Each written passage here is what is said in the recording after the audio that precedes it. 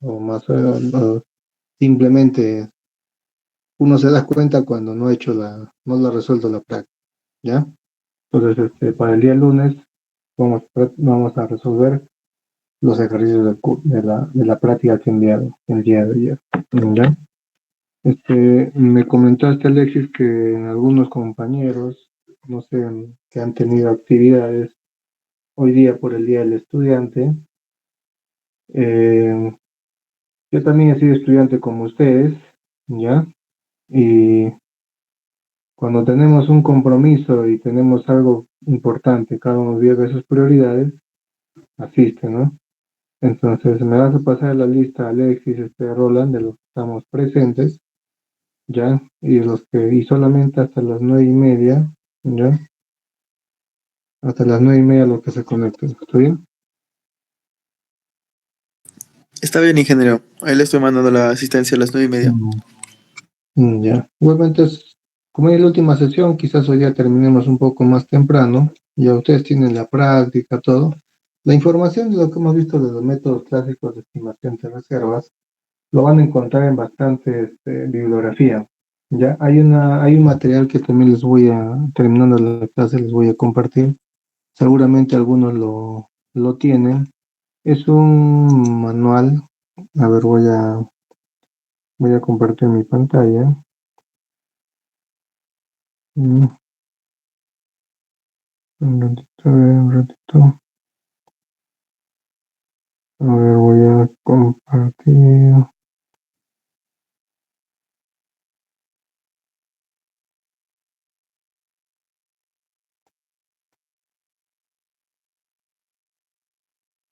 A ver, esto que lo tengo.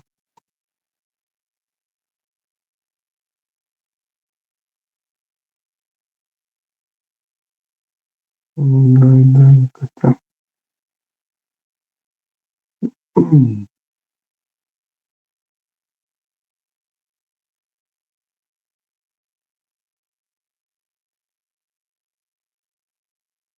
A ver, conectarme de acá.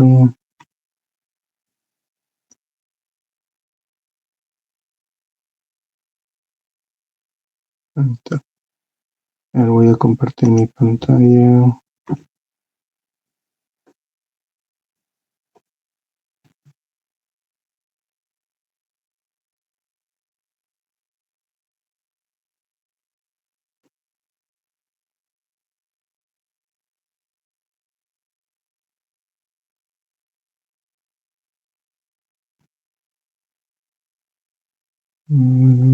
Cuento.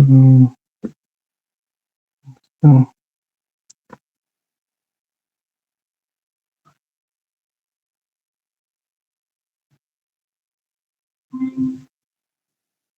no. A ver, voy a compartir en pantalla.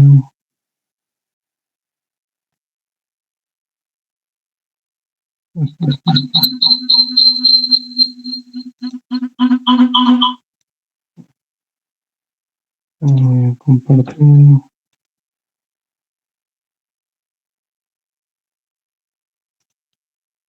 A ver, me confirman si se puede ver mi pantalla. ¿Se puede ver? ¿Me confirman? Sí, sí se logra observar, ingeniero. Ya.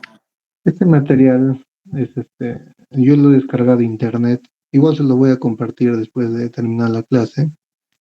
Es un libro, un material de estimación de recursos mineros por Marco Antonio Alfaro Cirunvalle, doctor en geostadística de la Escuela de Minas de París. Es profesor de Escuela de Evaluación de Recursos Mineros, ¿ya?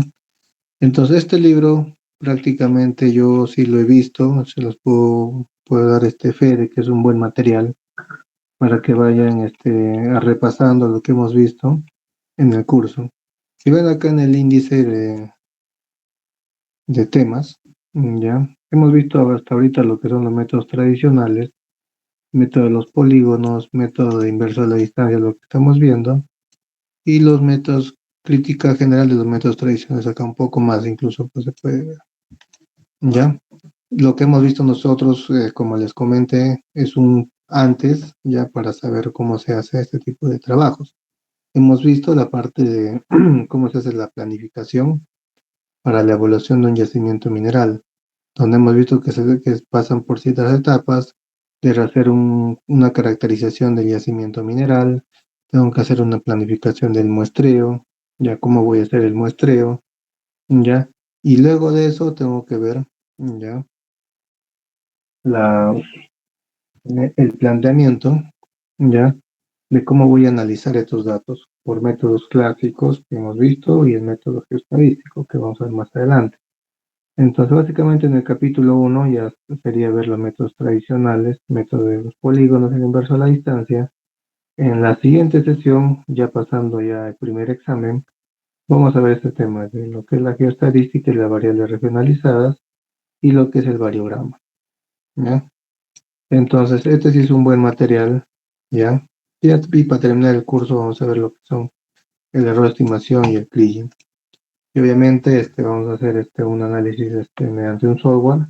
Y por el trabajo de investigación, como les comenté, van a formar grupos para hacer cada grupo un análisis de yacimiento mineral, donde me van a presentar un análisis geostadístico, donde van a hacer el modelamiento y van a hacer la simulación de una estimación de recursos y reservas, ¿ya? Entonces acá prácticamente está todo lo que hemos visto, ¿ya? Y un poco más de lo que he visto en las presentaciones, ¿ya? Yo les voy a compartir este material muy bueno, ¿ya? Para que lo tengan, lo repasen y ahonden un poco más en lo que es este tema de estimación de recursos. ¿Está bien? A ver, voy a dejar de compartir. Ya, vamos a... Ahora sí voy a compartir mi pantalla. A ver, me confirman si se puede ver mi pantalla. Ya está. Entonces, el día de ayer estamos viendo este método clásico que es el método de la inversa a la distancia. Un método también muy usado ya en los softwares de Vulkan, Datamine, Deswik y en algunos otros software van a encontrar este tipo de método para hacer la estimación de reserva. Si bien es un método clásico, es un método que relativamente se aproxima a la realidad de una estimación de un yacimiento mineral, ya que tú puedes trabajar en función a un parámetro de ponderación. Y el principal parámetro de ponderación que también se usa en el kriging es la distancia. En este caso, el inverso a la distancia. Ya donde yo voy a calcular ya la estimación dentro de un bloque. Un bloque que va a tener dimensiones y estas dimensiones o rango, en este caso en algunos softwares le llaman amplitud, se calcula con los variogramas experimentales. Y eso lo vamos a ver más adelante terminando esta sesión, ya lo que son los variogramas. Como vimos, el método inverso a la distancia trabaja bajo el siguiente esquema. Yo puedo tener en un espacio 3D varias muestras de un mineral, ¿ya? Y en función a la ubicación en el espacio y la distancia con respecto al bloque que yo deseo estimar, tengo una distancia y tengo un valor, en este caso la ley, y en función a ese valor yo puedo calcular mi ley media. ¿Está bien? Entonces ayer hemos visto este primer ejemplo, ¿ya? Para aplicar el inverso a la distancia. A ver si es que alguien lo puede resolver, lo explica. A ver quién levanta la mano.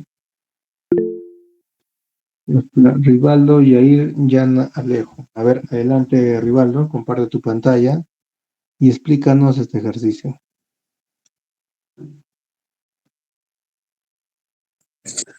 Sí, ingeniero, lo he hecho a mi manera, pero no sé si estaría bien pero volverlo a compartir. Estamos para aprender, no hay problema.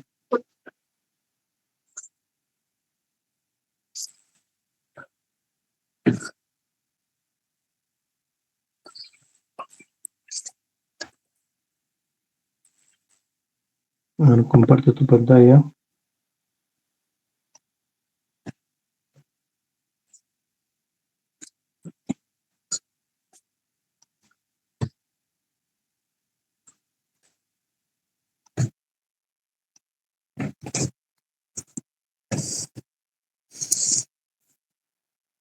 ¿Se logra ver, ingeniero? A ver, sí, a ver, no estamos viendo en tu celular, creo que estás compartiendo. Ya, Sí. ya.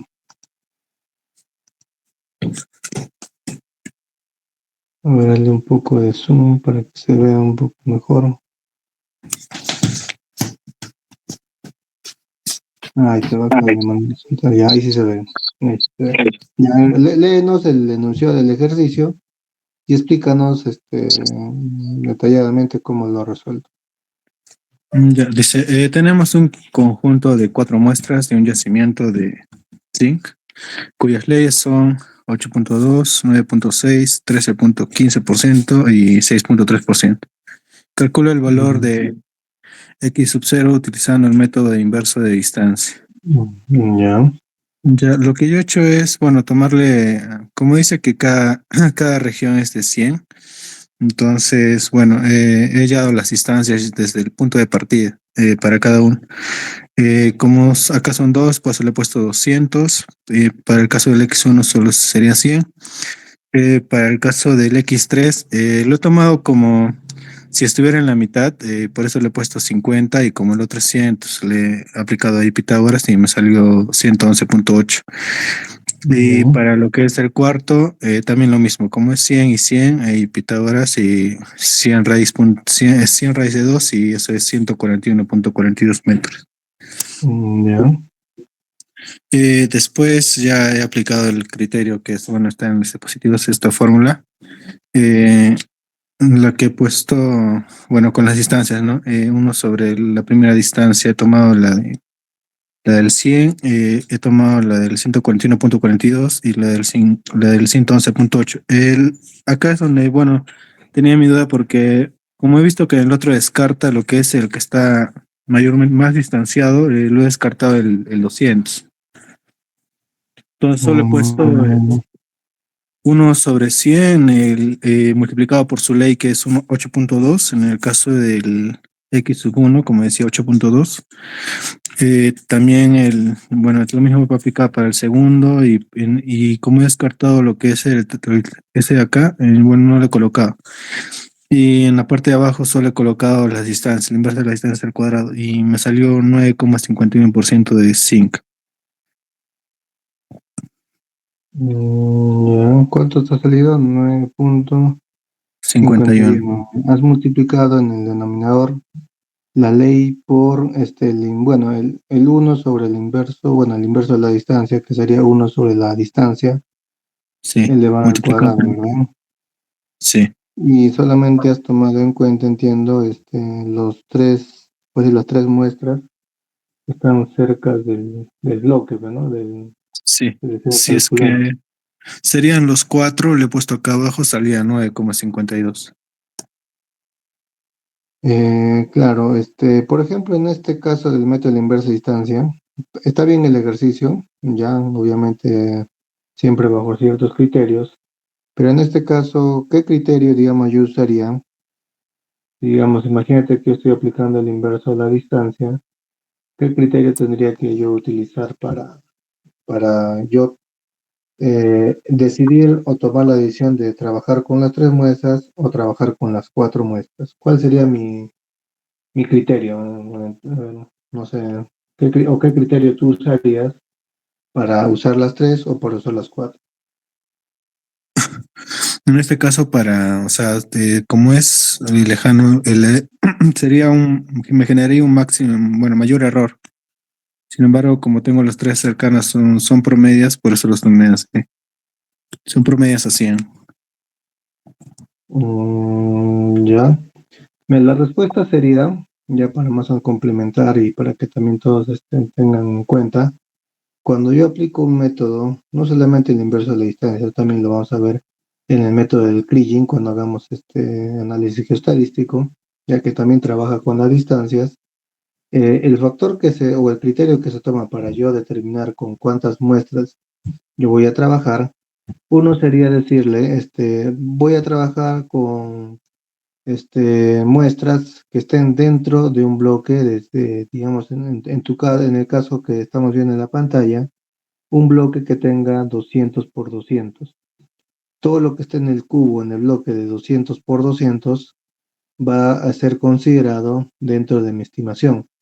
Ahora, yo como sé que ese número 200 es suficiente para calcular la estimación del bloque. Como les comenté, más adelante vamos a ver el tema de la amplitud mediante variogramas experimentales, y de ahí es donde yo voy a calcular esa distancia. Esa distancia me va a decir que es la distancia óptima para yo calcular mi modelo de bloque, ¿ya? Entonces, esa sería la respuesta en caso de que alguien te pregunte o cuando estés, no sé, realizando una estimación, con cuántos de distancia va a ser puede ser tu zonificación para tu modelo de bloque, ¿ya? Ya. Bien, el ejercicio, ¿ya? Tu apellido es Jan Alejo, el turno B, ¿no? Sí, turno. Ya. Muchas gracias, Osvaldo. ¿Alguien más que quiera hacerlo de alguna otra manera? ¿Está bien, está mal? ¿O algo ahí, no sé, capaz algo ha estado mal? ¿O otro punto de vista? Ya. A ver, voy a compartir mi pantalla. Voy a compartir.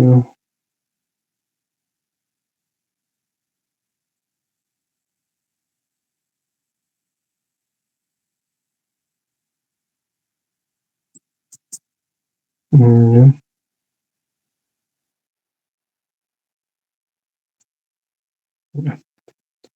Bueno, sabía. Este método de inverso de la distancia, como explicó Rivaldo, básicamente el factor principal para yo ponderar la estimación del bloque es la distancia, ¿ya? Y generalmente cuando hacemos este método, una distancia elevada al cuadrado, ya lo que normalmente se estima usar, ¿ya? Si se dan la cuenta, es un método fácil de usar, y obviamente esto lo puede hacer en plantillas en Excel, puede hacer una zonificación, pero cuando hablamos ya de elementos que están, o sondeos o muestras que están en el espacio, en el 3D, yo tengo que definir mi amplitud. Mi amplitud va a estar definido, ya como dije, con mi variograma experimental, que me va a dar prácticamente las distancias. Por ejemplo, yo voy a trabajar en base a un bloque, ¿ya? Y este bloque, por ejemplo, si pongamos en este caso, va a ser un bloque que tenga 200 metros por 200 metros. Por ejemplo, es solamente un ejemplo, nada más. Y 200 metros. Entonces, yo le voy a decir todo lo que esté dentro de este bloque, ya todas las muestras que están dentro de este bloque, van a intervenir para hacer mi estimación, ¿ya? Por el método del inverso de la distancia, ¿ya? Ese es el criterio básico que se toma para analizar el inverso de la distancia, ¿ya? Entonces, ¿cuáles son las ventajas e inconvenientes de este método? ¿Ya? Como se han dado cuenta también, como todos los métodos aritméticos son simples y fáciles de calcular, nos dice que no funciona bien con agrupaciones de datos. ¿Qué quiere decir? A veces cuando yo tengo una cierta agrupación de datos, quiere decir que yo tengo acá muestras, digamos que tienen una cierta correlación. Entonces, este significa, por ejemplo, acá, digamos que sea una zona de óxidos, ya lo que está con color rojo, y lo que está con color azul, digamos que es una zona de sulfuros. Ejemplo, ¿no? Ya está. Entonces, cuando dice que no trabaja bien con funciones de agrupación de datos, normalmente cuando yo hago un modelo de bloques, trato de unirlos con bloques que tengan las mismas características. En este caso, si yo voy a hacer un bloque, por ejemplo, imagínense que mi bloque esté dentro de esto de acá, entonces no me hace una discriminación de lo que son los óxidos, lo que son los sulfuros. Entonces, como dice ahí, no me funciona para agrupaciones de datos. No me discrimina este tipo de comportamientos en un yacimiento mineral. Ya prácticamente los mete todos en un mismo saco, por decir un ejemplo, ¿no? Entonces es una un inconveniente que tiene este método. Otro que nos dice que atribuye demasiado peso a las muestras cercanas al centro de gravedad. En particular, no está definido si la distancia igual a cero se muestra en el centroide de S. ¿Qué quiere decir? Que normalmente, cuando nosotros hacemos estimación, no depende mucho de las muestras que estén cercanas, digamos acá, las muestras que estén cercanas. Por ejemplo, las muestras más cercanas de acá van a ser este D, este D, este D y este D.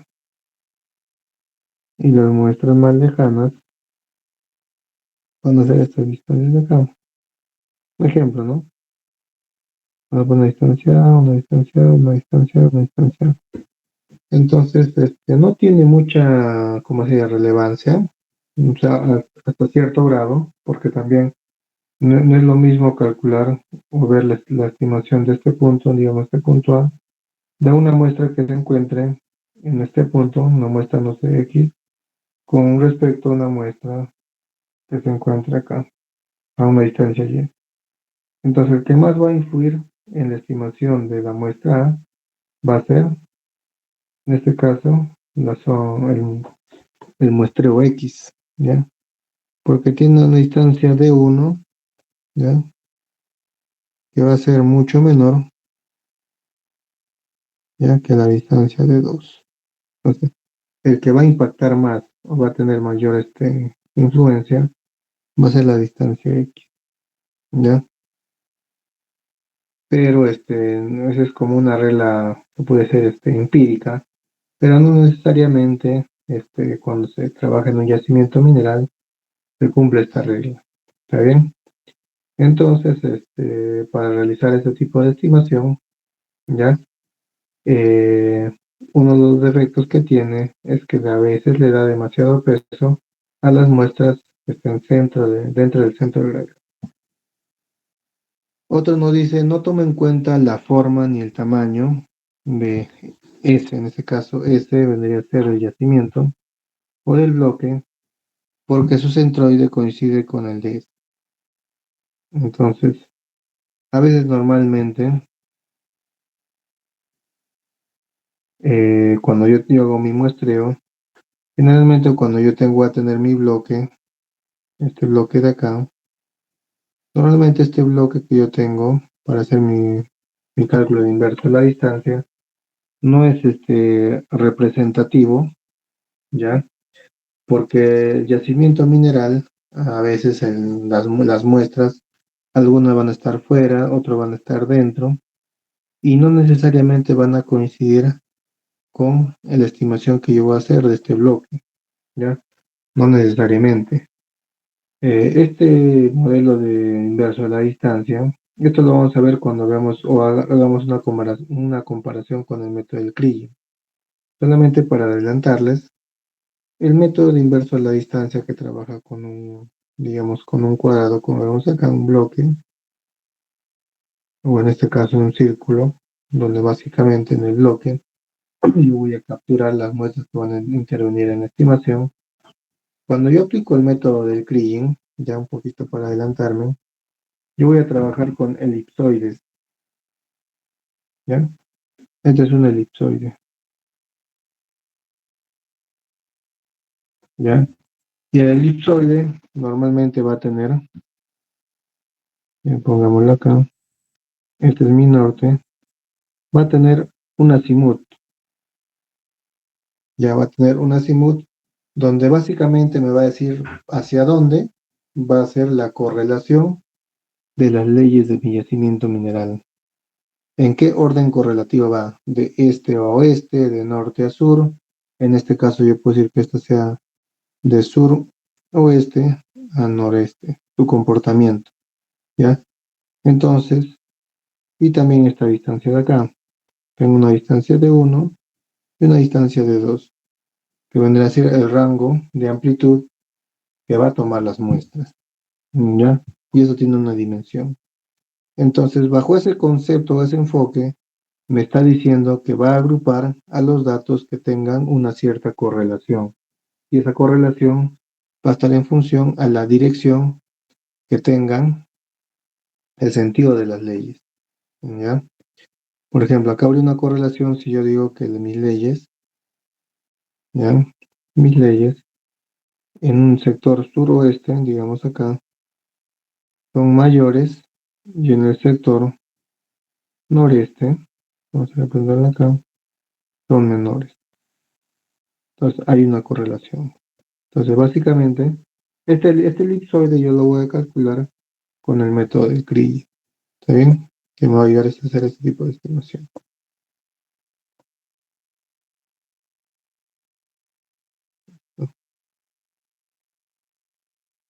Otro nos dice, no debe aplicarse en depósitos con leyes que varían bruscamente de un punto a otro. En estos casos se obtienen tonelajes mayores a los reales y leyes más bajas, ¿ya? Por eso es muy importante conocer, ¿ya? El muestreo para yo saber que mi yacimiento mineral, qué tan errático es, ¿ya? Como les dije, cuando yo hago mi muestreo, un ejemplo, un muestreo por canales, digamos en una distancia de 200 metros, y voy a sacar mis leyes, voy a sacar mis muestras, voy a sacar una muestra en este punto, no sé, voy a sacar muestras cada 20 metros, cada 20 metros.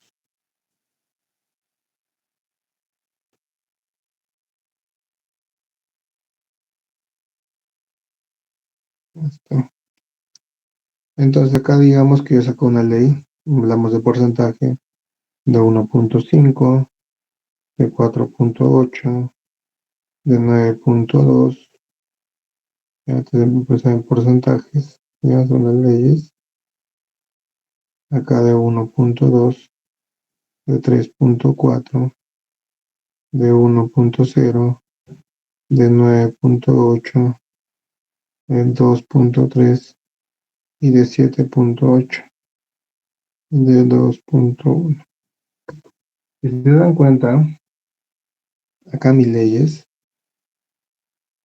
varían demasiado.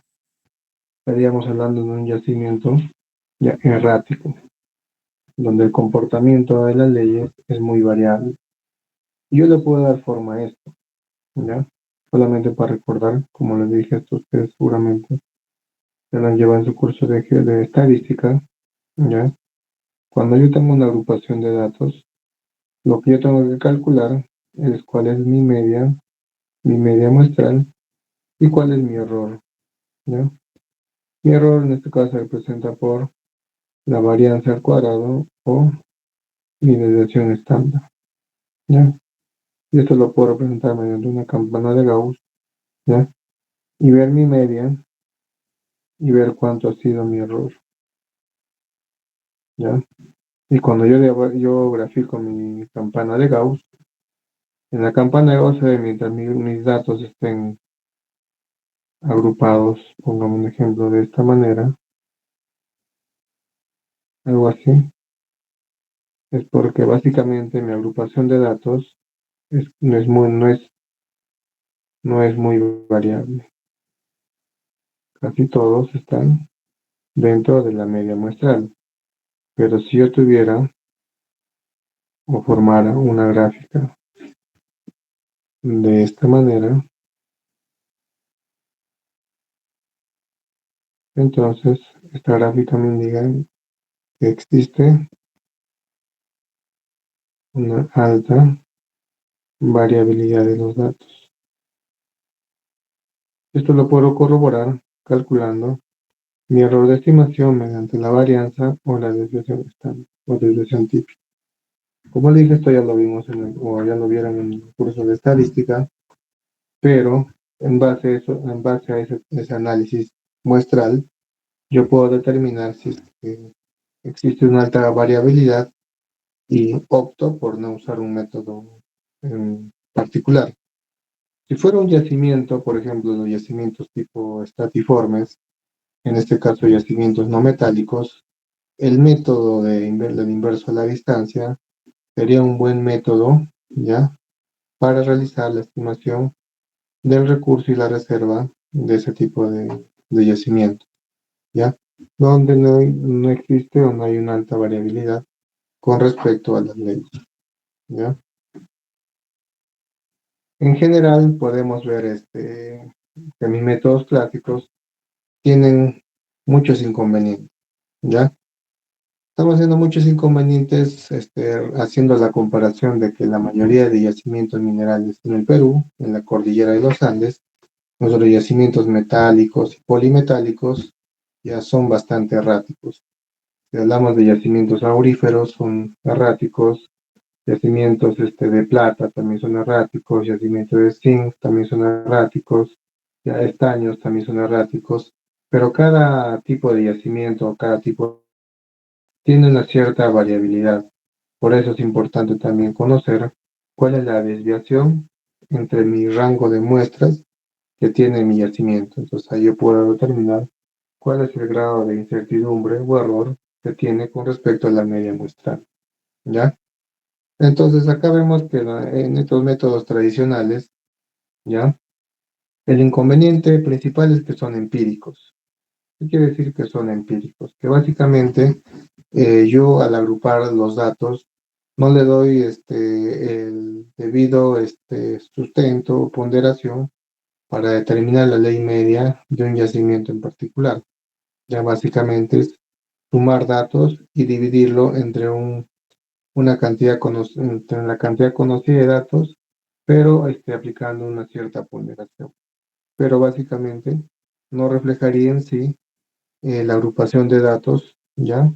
Porque los datos, como hemos visto, son variables, ¿ya? Demasiado geométricos. Demasiado geométricos me indica que básicamente en función solamente de la distancia, ya o la lejanía que tiene una muestra con respecto a la otra para calcular la estimación, es el único medio ponderador que yo estoy usando para calcular la ley media, ¿ya? Y no debería ser así cuando son yacimientos de alta variabilidad. También me dice que los métodos tradicionales de estimación no proporcionan ya el error asociado a la estimación. Es decir, que si yo calculo ya la estimación de un recurso, de un yacimiento, por un método tradicional o clásico, este método no me, no me arroja el error. Obviamente que yo puedo calcular el error de una agrupación de datos, ¿ya? Pero al calcular solamente sería de la variabilidad que tiene una muestra con la otra. Pero en sí, cuando yo hago la estimación, ¿ya?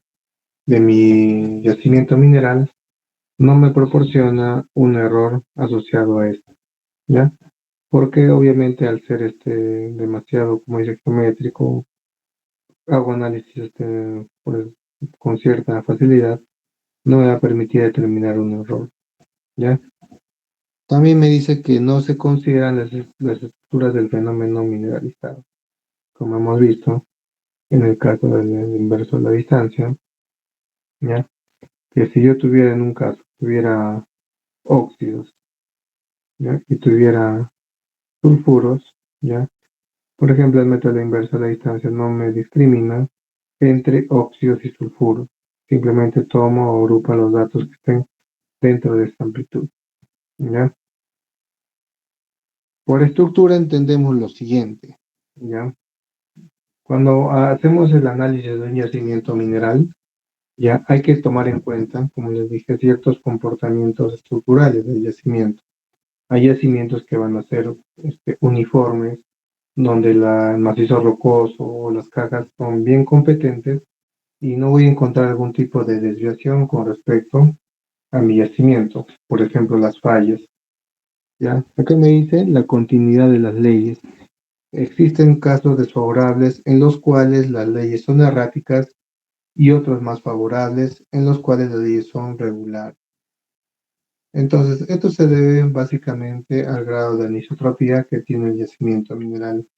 El yacimiento mineral, ya, básicamente está en función a la continuidad del mineral, se podría decir rentable, en este caso la mena. En ciertos yacimientos van a ser de origen continuo, ¿ya? Por ejemplo, hay yacimientos auríferos o yacimientos de oro que son diseminados, ¿ya? Y que básicamente las leyes son regulares porque se encuentran de una manera depositadas en mantos o capas, ¿ya? En el caso de leyes que son bastante erráticas, que varían de un punto a otro punto, es por ejemplo, lo vemos en yacimientos tabulares tipo Rosario, donde se generan estos lentes, ¿ya? Lentes, y normalmente estos lentes se generan a la presión, ya obviamente estamos hablando de millones y millones de años que se genera esta estructura, pero por la presión y temperatura que se genera en ese momento. Entonces hay una teoría, como le dije, donde hay bastante presión y temperatura, es donde vas a encontrar la mayor concentración del mineral, en este caso principal del yacimiento, ¿ya? Segundo, me dice, no tienen en cuenta la posible presencia de anisotropías, es decir, direcciones en las cuales la variación de ley es privilegiada. El grado de anisotropía, ya también lo vamos a ver esto en la siguiente sesión, es básicamente el comportamiento de los, en este caso hablamos de leyes, el comportamiento de las leyes hacia una cierta dirección. Normalmente los yacimientos minerales tienen o tienden a comportarse, ¿ya? Las leyes en función a, a una dirección, ¿ya? Que me va a decir o me va a básicamente orientar a que mi grado, tendencia de valores altos en leyes va a ir de una dirección a otra. Como lo pusimos en el ejemplo acá, ¿dónde está? No creo que está en la otra diapositiva, ¿ya? Hemos visto que en sí, en los yacimientos minerales, ya digamos que este es un yacimiento mineral, lo primero que yo calculo cuando tengo una agrupación de datos, acabo de tener una agrupación de datos, ¿ya? O una agrupación de muestras que he sacado, ¿ya? Y esto lo voy a calcular con el variograma. El variograma, por ejemplo, me va a ir a calcular en dos direcciones, tanto norte como este, ¿ya? Norte y este, y en función al comportamiento que va a tener mis datos, ¿ya? El comportamiento que va a tener mis datos con respecto a sus valores, tanto en el norte como en el este, me voy a calcular una distancia con respecto al norte que va a ser mi grado de anisotropía. El grado de anisotropía es básicamente la dirección en el cual se comporta o hay un cierto comportamiento correlativo de los datos. Ya en este caso puede ser una dirección suroeste, noreste, ¿ya? A eso se refiere. Y en los métodos tradicionales no consideramos este tipo de correlación, ¿ya? Entonces por eso que tiene muchas inconvenientes al momento de aplicar estos métodos tradicionales. Que sí se aplican en estos métodos erráticos, sí, pero solamente para pequeñas zonificaciones. Si hablo ya de un yacimiento o todo el yacimiento de la mina, no sería recomendable utilizar estos métodos tradicionales. Pero si me dirían aplicar este método, no sé, el método del polígono, el método de los bloques, el método de las secciones, para una cierta zonificación de mi yacimiento mineral, sí lo podría utilizar. ¿Ya? Acá lo que vimos, ¿ves? Por ejemplo, acá me dice en el caso de la figura que se ve acá a la derecha, ¿ya? Las leyes, ¿ya? O a la izquierda que la ley es z sub 1, que es igual a 1.25, y z sub 2, 1.75, son simétricas con respecto al bloque, donde se observan cuatro isoleyes. Por ejemplo, acá, si aplico el método de las isolíneas, yo puedo graficar con estas isolíneas la tendencia de las leyes. Y se dan cuenta, mi tendencia de las leyes, ¿ya? Van de este a oeste, donde el comportamiento este-oeste es de que mis leyes disminuyen, ¿ya? Disminuyen. Entonces, esto prácticamente es el grado de anisotropía que tiene mi yacimiento mineral, ¿ya? Entonces, acá yo puedo decir, ya que si yo trabajo con mi o quiero calcular el, la estimación del bloque, ¿ya? Dentro de este rango, no me va a poder determinar, no me va a poder dejar de terminar, ¿ya? Porque no está dentro del campo de las cuatro isoleyes, simplemente está dentro de dos campos que no están este, debidamente representados, ¿ya? Entonces aquí yo puedo ver el grado de anisotropía. Acá, por ejemplo, en esta imagen, que es dice la proyección de todos los sondeos de la mina Chuquicamata, se observa la disminución de leyes de oeste a este. Entonces, como se ve acá en la gráfica, la mayor concentración de metal es de color rojo, que se ve acá, una correlación de color rojo, y que tiende a disminuir en dirección este a oeste, ¿ya? En color azul. Entonces, a eso se refiere que no tome en cuenta la dirección ya de este tipo de comportamiento de un yacimiento mineral. Es otro tipo de error o inconveniente que tiene el método de los métodos tradicionales, ¿ya? Otro inconveniente que vamos a ver es el sesgo condicional. Nos dice que estos métodos presentan un fenómeno conocido como sesgo condicional. ¿Y de qué trata?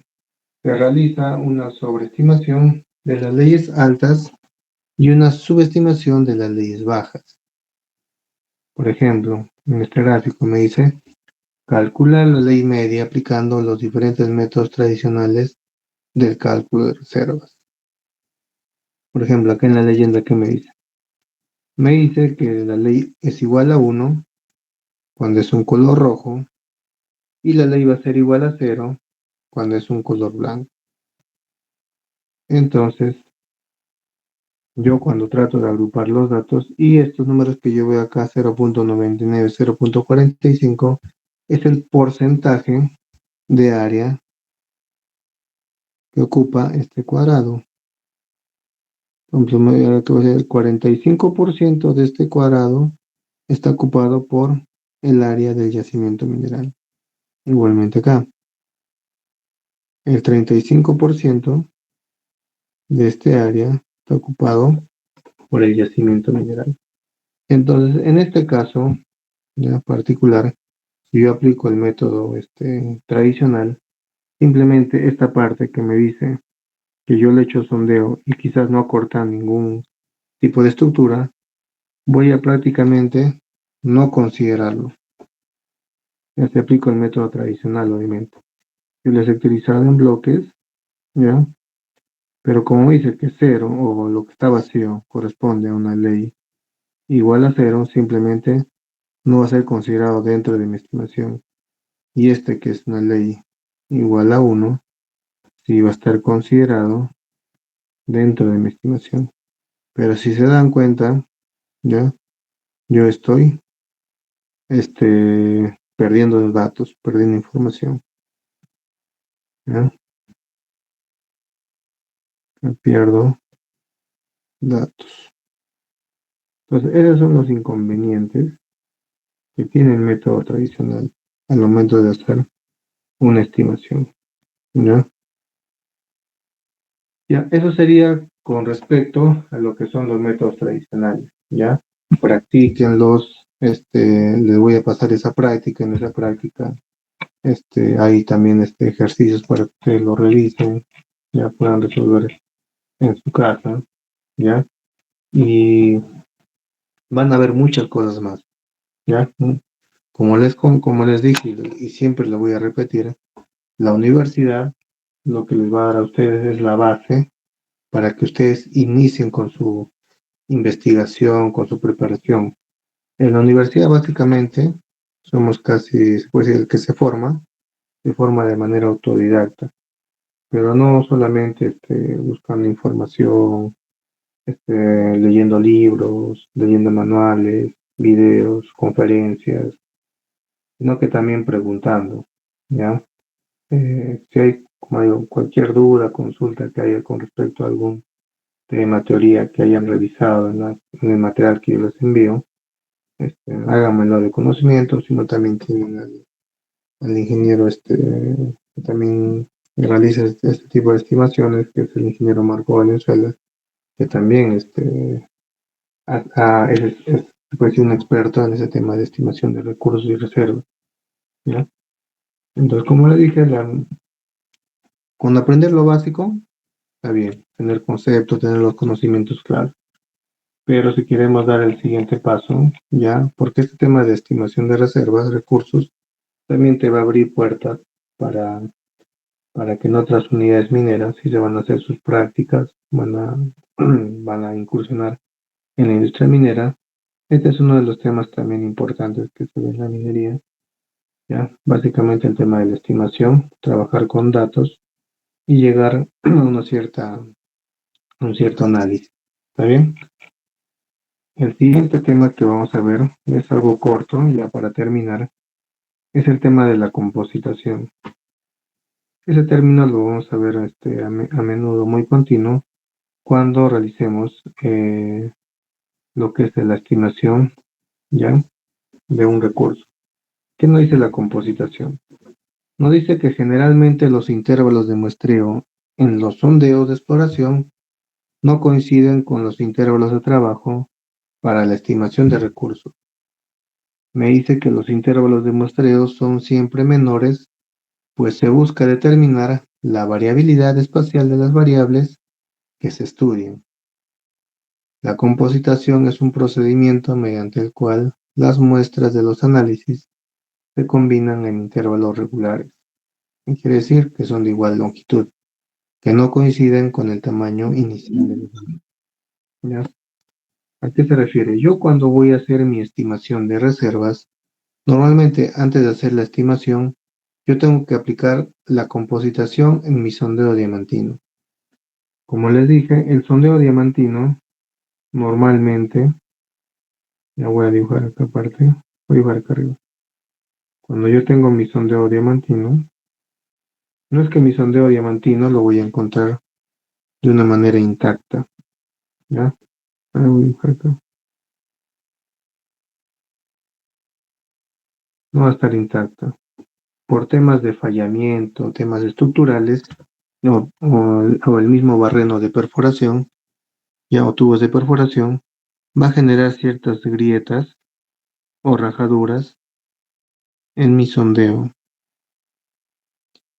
Y cuando yo determino las leyes, yo voy a determinar las leyes, ¿ya?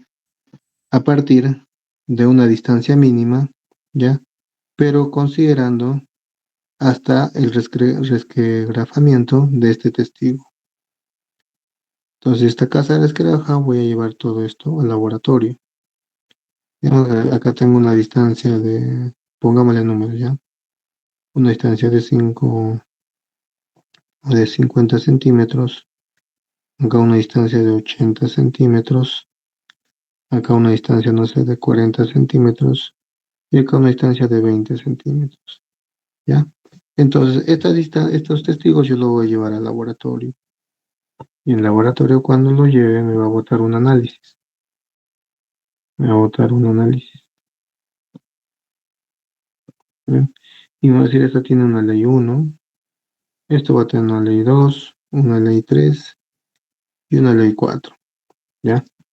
Entonces, esto siempre va a pasar cuando yo realizo el análisis de mi testigo, el análisis del laboratorio para determinar la cantidad de contenido metálico que tiene este testigo. Pero mi rango de datos va a estar entre 50, 80, 40 y 20 centímetros. Entonces, yo lo que tengo que hacer es compositar. Compositar es simplemente llevarlo a distancias regulares mis testigos, ¿ya? Llevo una distancia B regular y compositar la ley, ¿no? ¿Ya? Que si mi ley, por ejemplo, si tuviera mi muestrea, o mi testigo hubiera estar acá resquebrajado acá, hubiera estar resquebrajado acá, es un ejemplo, ¿no? No sé, uno por acá, otro por acá y otro por acá. Así, está hecho prácticamente pedazos. Entonces, lo que yo tengo que hacer en el software, ya, antes de hacer la estimación de recursos, tengo que compositar, tengo que sacar una distancia uniforme y una ley equivalente, ¿ya? Eso es lo que yo tengo que hacer. Por eso, me dice que la ley del nuevo intervalo se calcula usando la media ponderada por la longitud de los testigos que contribuyen a cada compósito y la masa volumétrica en caso de ser variable. El objetivo de la regularización es obtener muestras representativas de una cantidad o de una unidad litológica o de mineralización, ya que pueden ser usadas a través de una función de extensión para estimar la ley de un volumen mucho mayor de la misma unidad. ¿Ya? Si yo tuviera acá a ver, acá no me dice ya. Por ejemplo, yo tuviera acá un testigo. A ver, alguien que me explique y se gana puntos como evaluación continua. ¿Ya? Pongamos este ejemplo. Yo tengo una ley de 0.5, de 0. No, estoy equivocando. Vamos a trabajar con este ejemplo de acá. ¿Ya? Tengo este dato de acá, tengo este dato de acá, tengo este dato, tengo este dato. Tengo cuatro testigos. Y los cuatro testigos tienen una ley uno, una distancia uno, tienen una ley 2 y tienen una distancia 2. Tienen una ley 3 y una distancia 3. Y tienen una ley 4 y una distancia 4. Ahí está. Y yo quiero sacar el equivalente, ¿ve? A una distancia B que sea igual y sacar una ley equivalente. Una ley uno, una ley 2, una ley 3. Entonces, a partir de esta información, sacar una distancia, una ley equivalente, uno, una distancia B, una ley equivalente 2, una distancia B y una ley equivalente 3 con una distancia B. Ya, a ver, ¿quién me explica cómo puedo llegar a este resultado? A ver, ¿quién levanta la mano?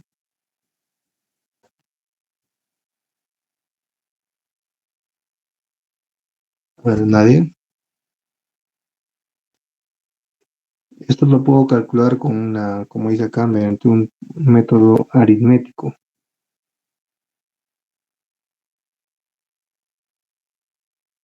O si quieren, pónganle números, ¿ya? Pónganme números y también me explican con números.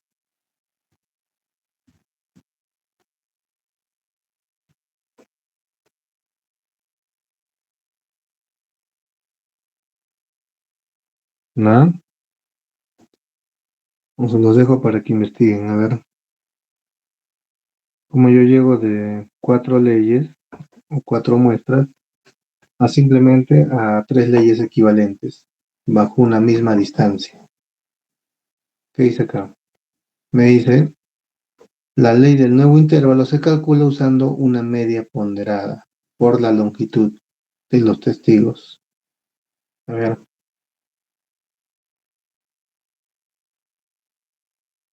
ver, alguien que se inspire por ahí. De verdad, nadie.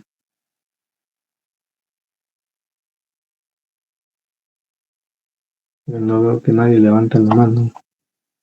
Me empiezo a llamar.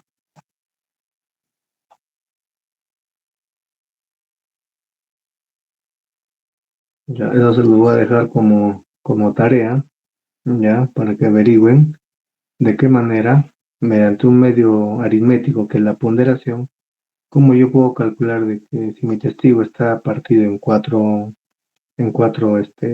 trozos, digamos así, lo puedo dividir en tres testigos de una misma longitud, una longitud B, y calcular una ley equivalente para cada distancia. Ese es el ejercicio.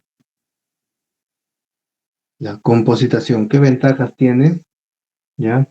Como les dije, cuando vayamos a hacer el análisis geostadístico, me va a pedir que tenga muestras que tengan la misma longitud, ¿ya? ¿Y por qué la misma longitud? Porque normalmente cuando yo hago un análisis geostadístico, ¿ya? Pues sí, el output o mis entregables, ¿ya? Digamos que este es mi software, ¿ya? Mi software. Entonces, en mi software yo tengo que darle información de los testigos, ¿ya? Pero esta información de los testigos tiene que ser a distancias regulares. Distancias regulares. ¿Qué quiere decir? Que todas mis distancias o leyes equivalentes tienen que estar a una misma distancia. Que si yo decido que de acá a acá mi distancia equivalente o mi distancia regular que va a aplicar en todos los testigos va a ser, no sé, pongamos 1 metro. Entonces a todos mis testigos le voy a calcular a 1 metro de distancia y una ley equivalente. Entonces recién así yo puedo hacer mi análisis estadístico. Y esto me va a botar mi modelo de bloques. Y dentro de mi modelo de bloques voy a encontrar toda la información. Mi ley media, cuánto es la densidad media, cuánto es el tonelaje, cuánto es el volumen, ¿ya? Entonces todo en función a la distancia. Normalmente esta distancia que yo estoy colocando acá tiene que ser múltiplo de las dimensiones del bloque que yo voy a considerar, ¿ya? Esta distancia digamos, tiene que ser múltiplo de la distancia que yo voy a considerar entre mis testigos, ¿ya? Mis testigos. Esa es la principal característica que yo tengo que hacer antes de hacer mi análisis estadístico, ¿no? Otra ventaja es que la compositación hace que yo reduzca la cantidad de datos y por tanto el tiempo de cálculo. Obviamente vamos a trabajar con miles y miles de datos, ¿ya? Y la computadora, en función a la cantidad de datos, se va a procesar, ¿ya? Igualmente, mientras más datos yo le dé al software, ya a la computadora, tiende ya también a cometer errores.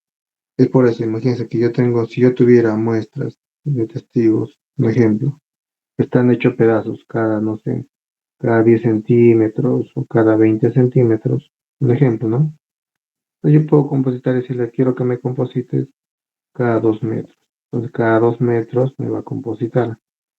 Me va a sacar una ley equivalente acá, una ley equivalente, y voy a reducir la cantidad de información.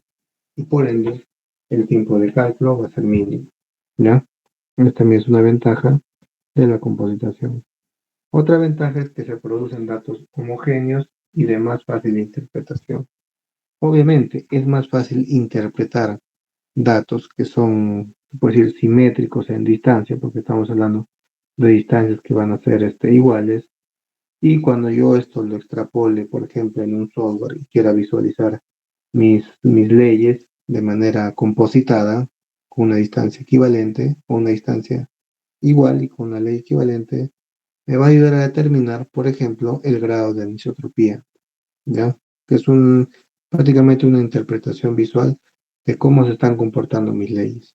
Por eso es una ventaja importante también que tiene la compositación. Y último, otra ventaja es que se reducen las variaciones erráticas. Estas variaciones erráticas nos dan un alto efecto Pepita. El efecto Pepita lo vamos a ver en lo que es variograma. Ya, básicamente el efecto Pepita es un parámetro que te indica el grado de, se puede decir, de desconfianza o de desviación que tienen tus leyes o tus variables, ¿ya?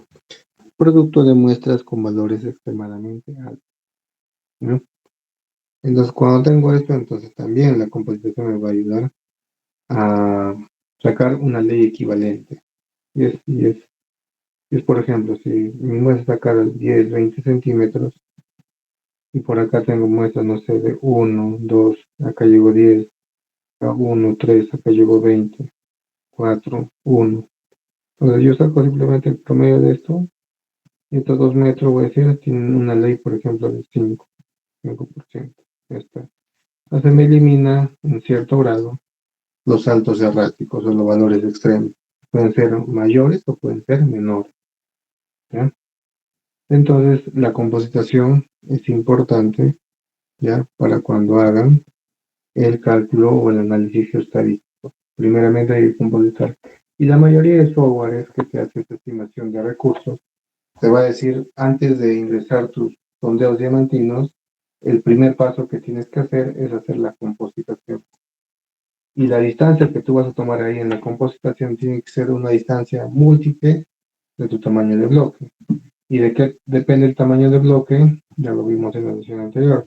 Depende mucho del método de explotación que vas a usar, ¿ya? Que tiene que ser con las mismas dimensiones múltiples de los, en este caso me he puesto el ejemplo de los stops o caserones, que yo voy a explotar mediante un método de telos largos. También tiene que ser múltiplo del bloque que yo voy a preparar como tajeo, ¿ya? Entonces tiene que ser múltiplo de y base en parte del método de explotación, ¿ya?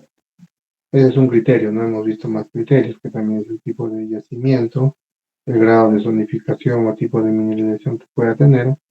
Ya yo voy determinando el tamaño de mis bloques y también subbloques, que son múltiples, son submúltiplos, ¿ya? Entonces eso sería lo más relevante del curso hasta este primer, puedo decir, primeras sesiones para el primer examen, ¿ya? Básicamente lo que hemos avanzado es el requerimiento básico y necesario para que ustedes aprendan a hacer la estimación de recursos, ¿ya? Tienen que tener en cuenta todos estos requisitos o puntos que he mencionado, y en el libro que les voy a compartir también revisen, analicen. Acá también una bibliografía recomendada, ¿ya? Hay estos libros, algunos de estos lo encuentran, lo van a encontrar colgado en internet, también revísenlo, ¿ya? Es bastante, yo algunos de estos libros los tengo, ¿ya? Y sí, les recomiendo, son bastante buenos para que ustedes lo analicen, lo vean. Bueno, como digo, los que se quieran especializar en ese tema de la estimación de recursos, que es una rama muy interesante, solamente la punta del iceberg, es un tema también bastante extenso, que depende mucho si es minería subterránea, minería superficial, y tiene muchos parámetros técnicos de diseño, mecánicos, tipo de infraestructura y X cosas. Acá se ven muchas cosas, no solamente la estimación, ¿ya? Entonces, eso sería lo más relevante, ¿ya? Para la siguiente semana van, como les comenté, le van a hacer entrega a los delegados ya de las prácticas ya resueltas, ya de manera detallada, con buena letra. Y el día lunes vamos a resolver los ejercicios. Ya yo voy a estar llamando de manera aleatoria para que resuelvan el ejercicio, ¿ya? Ya saben ustedes. Yo llamo, no contestan, o no saben, o dudan, o no tienen, o no lo tienen clara. Simplemente van a tener una nota desaprobatoria en su evaluación continua. Entonces, revísenlo, estudienlo, practíquenlo. No tengamos este inconveniente el día lunes. Y el día miércoles ya vamos a dar el examen. ¿Está bien? Si hubiera alguna consulta o Alex y Roland.